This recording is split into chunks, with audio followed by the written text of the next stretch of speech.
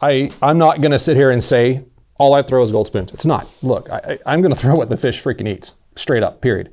I'm a tournament guy, and it's about, honestly, besides having fun, which I get reminded of a lot by my wife, it's about cashing a check at the end of the day. We put a ton of effort into this, and I get that tournament fishing's fun, and the people that really aren't into it are thinking, oh, that must be the best life in the world. Let me tell you right now, as a tournament guy, and I've only done it, really part-time as a redfish guy, tournament anglers are some of the hardest workers that I've ever met, dealing with elements, literally 15, 16 hours a day on the boat. They are going to throw whatever is catching fish for them to cash a check, period. That's how it is. I'm not going to say a spoon is the best lure ever invented to catch every redfish in the world. It's not. Applications where honestly spoons don't work, I would say Tampa Bay. And I know that's probably going to upset some guys when I'm out there, but it's Tampa Bay. Those fish are educated. The ones you can still find are more educated from Tampa Bay all the way through, say, Fort Myers than any fish I've ever fished in my entire life, even more than Jacksonville.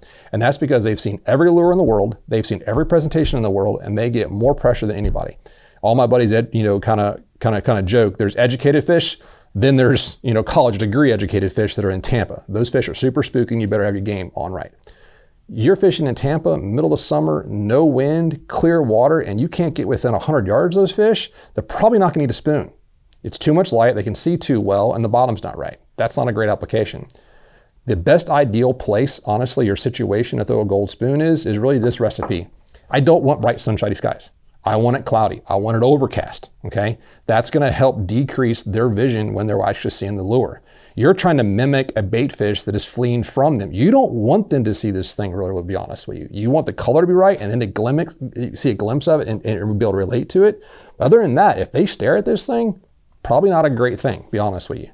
So I want to find cloudy conditions. I don't want it calm. I want it blowing at least 10, if not 15, 20. Honestly, some of the best days I've had in my life, especially fishing the Nature Coast, is when it's ripping 20, 25 miles an hour, and guys, half the people that didn't want to go fishing are still at the dock, and I'm like, great. I go out, I get the wind blowing me across the flat, and I'm chucking the spoon as far as I can, reeling it in. The fish can't see it well. They don't have pressure. Anglers aren't out there. It's overcast, and that's when I've had some of the most epic days ever. It's kind of gonna give a little trick out. If you fish the Nature Coast at all, if it's really windy, you see the white streak foams on the water. A lot of people won't even launch their boat when it's like that. Dude, that's when I'm running to the coast to go.